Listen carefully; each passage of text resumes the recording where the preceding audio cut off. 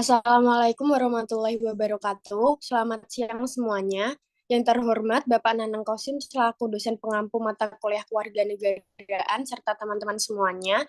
Di sini saya dan anggota kelompok saya akan mempresentasikan tentang materi yaitu masyarakat madani. Sebelum memulai presentasi, izinkan kami memperkenalkan diri terlebih dahulu. Saya Vindira Ayu Azhara dengan NIM 41 sebagai moderator dan anggota kelompok saya yaitu Adisti Gielda NIM 42, Cindy Rahmawati 4 NIM 43, Salma Rania dengan NIM 45, Lutfia Ibtisyama dengan NIM 46. Untuk topik bahasan yang pertama akan disampaikan oleh rekan saya. Waktu dan tempat dipersilahkan.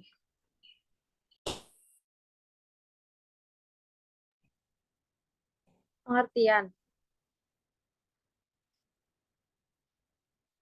Pengertian masyarakat madani. Masyarakat madani merupakan bagian masyarakat yang memiliki adab dalam kemajemukan budaya, hubungan timbal balik, dan sikap saling memahami dan menghargai. Pengertian menurut para ahli. Yang pertama dari Munaim tahun 1994, civil society atau masyarakat madani adalah sebuah gagasan eris yang mengejawantah di berbagai tatanan sosial. Yang kedua dari Hefner. Hefner mengungkapkan bahwa masyarakat madani merupakan sebuah masyarakat yang memiliki ciri khas demokratis dalam berinteraksi dengan masyarakat lain. Dan yang terakhir dari Mahasin tahun 1995. Civil society memiliki arti sebagai komunitas atau kelompok masyarakat kota yang telah memiliki peradaban yang maju.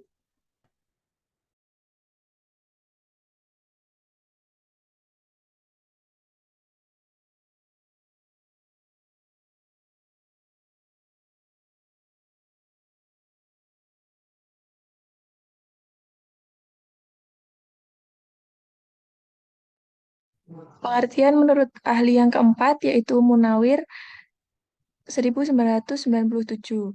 Menurutnya, masyarakat madani itu berasal dari bahasa Arab, madana yang artinya mendiami, membangun, atau tinggal.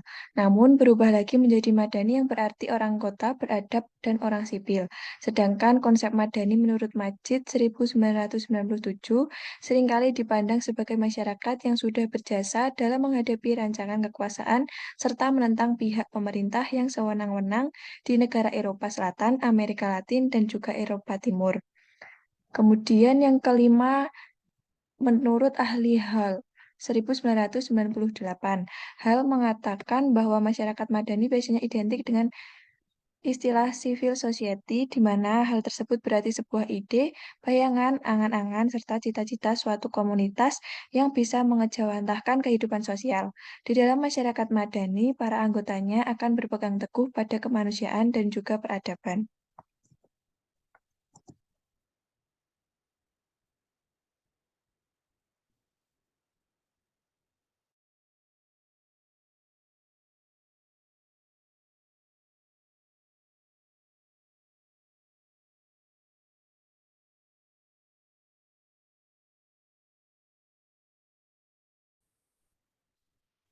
Yang selanjutnya yaitu ada latar belakang.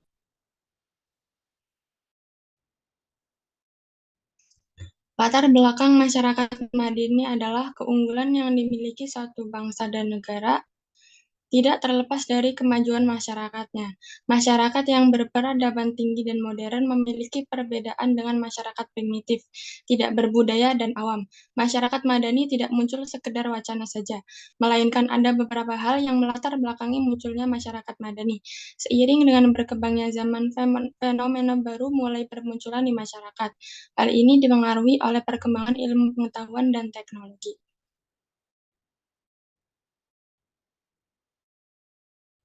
Materi yang selanjutnya yaitu sejarah masyarakat madani. Sejarah perkembangan masyarakat madani yaitu pada tertulis dalam Piagam Madinah tahun 622 Masehi, di mana Piagam Madinah adalah konstitusi yang pertama Ya, konstitusi tertulis pertama di dalam sejarah manusia. Konstitusi tersebut secara mengejutkan ternyata berisi mengenai aturan tentang hak-hak sipil yang sekarang ini banyak diributkan. Hak-hak sipil tersebut diantaranya adalah yang pertama, kebebasan menjalankan dan memeluk agama. Yang kedua, persamaan hak sebagai warga negara, perlakuan adil dari negara. Yang ketiga, penegakan hukum atau keadilan bagi rakyat. Yang keempat, kebebasan memiliki kekayaan atas usaha sendiri. Dan yang terakhir, tujuan perang untuk melindungi masyarakat.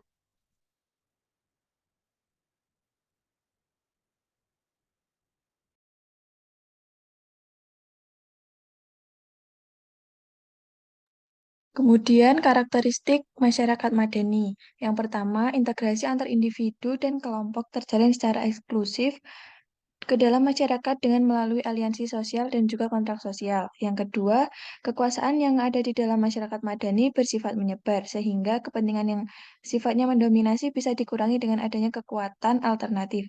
Yang ketiga, adanya program pembangunan. Program pembangunan didominasi oleh negara atau pihak pemerintah, dan juga program pembangunan lain yang didominasi oleh masyarakat itu sendiri. Yang keempat, dilengkapi dengan akses hubungan antara kepentingan individu dan juga kepentingan negara. Sebab anggota organisasi relawan bisa memberikan masukan kepada keputusan yang diambil oleh pemerintah. Yang kelima, maju dengan berkembangnya kreativitas yang awalnya terhambat oleh rezim totaliter. Yang keenam, terciptanya loyalitas atau kesetiaan serta kepercayaan, sehingga setiap individu mengakui keterikatannya dengan individu lain dan mereka tidak memprioritaskan kepentingan sendiri. Kemudian yang ketujuh, pembebasan masyarakat melalui kegiatan-kegiatan dari lembaga sosial dengan berbagai macam perspektif. Kemudian yang kedelapan, memiliki kepercayaan dan keimanan kepada Tuhan. Itu artinya mereka adalah masyarakat yang memiliki agama dan mengakui keberadaan Tuhan. Selain itu, mereka juga menempatkan hukum Tuhan sebagai pondasi dalam mengatur kehidupan. Yang ke-9, hidup damai dan tentram. Sebab semua orang yang ada di masyarakat madani itu secara kelompok maupun individu sangat menghormati dan menghargai pihak lain. Yang ke-10, saling tolong-menolong tanpa mencampuri urusan internal seseorang yang bisa saja mengurangi kebebasan mereka. Kemudian yang ke-11, toleransi, itu artinya mereka tidak akan mencampuri urusan orang lain yang sudah memiliki kebebasan sebagai manusia. Mereka juga tidak akan merasa terganggu dengan pihak lain yang memiliki latar belakang yang berbeda. Yang ke-12, terciptanya keseimbangan antara hak serta kewajiban. 13, memiliki peradaban yang tinggi, itu artinya mereka mempunyai kecintaan terhadap ilmu pengetahuan dan menggunakan serta memanfaatkan ilmu tersebut untuk masa depan. 14, memiliki akhlak mulia.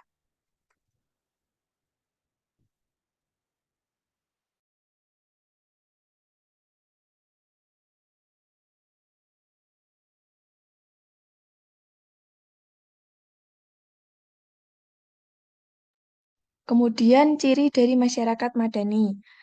Yang pertama, menjunjung tinggi nilai. Masyarakat madani identik dengan sifatnya yang beradab. Mereka selalu menjunjung tinggi nilai dan norma serta hukum yang mereka topang. Semua itu mereka pegang dengan ilmu, iman, dan juga teknologi. Yang kedua, mempunyai peradaban yang tinggi. Masyarakat madani sudah membuktikan bahwa mereka adalah masyarakat yang beradab di mana mereka memiliki adab yang baik dan bertata krama. Selain itu, mereka juga mempunyai tata krama kepada sesama manusia serta Tuhannya. Yang ketiga, memprioritaskan kesederajatan serta transparansi. Masyarakat madani menilai bahwa status mereka itu semuanya sama. Yang keempat, keadilan sosial. Keadilan sosial atau disebut juga social justice adalah sebuah keseimbangan dan juga pembagian yang proporsional antara hak serta kewajiban suatu warga negara dan negaranya itu sendiri. Kemudian yang kelima, partisipasi sosial. Dengan adanya partisipasi sosial yang bersih, maka itu adalah awal dari terciptanya masyarakat madani. Yang keenam, memprioritaskan kesederajatan serta transparansi. Masyarakat madani menilai bahwa status mereka itu semuanya sama. Kemudian yang terakhir, supremasi hukum. Supremasi hukum artinya kekuasaan tertinggi di dalam hukum yang berarti bahwa ada jaminan terciptanya keadilan yang bisa diwujudkan.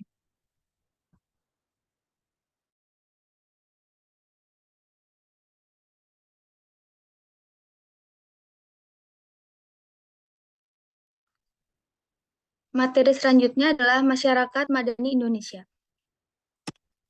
Konsep masyarakat madani dalam kehidupan bangsa Indonesia tidak terlepas dari nilai-nilai Pancasila yang ditandai dengan 1. Keimanan dan ketakwaan terhadap Tuhan Yang Maha Esa. 2. Penghormatan terhadap hak asasi manusia. 3. Perwujudan negara hukum. 4. Partisipasi warga negara secara luas dalam pengambilan kebijakan publik dalam berbagai tingkatan. Dan yang terakhir adalah pelaksanaan paradigma baru pendidikan kewarganegaraan guna mengembangkan warga negara yang cerdas. Perkembangan masyarakat madani di Indonesia berkaitan dengan konsep budaya Pancasila, terutama dalam konteks etnis, agama, atau struktur sosial dalam masyarakat. Dengan adanya perlakuan yang adil bagi seluruh warga negara, akan terwujud tatanan masyarakat yang harmonis dan terbebas dari segala bentuk penindasan. Aspek inilah yang menjadi cerminan masyarakat madani. Tidak hanya itu, terwujudnya integrasi sosial dan solidaritas mencegah potensi konflik di masyarakat. Dengan demikian, perpecahan di tengah keberagaman masyarakat tidak akan terjadi.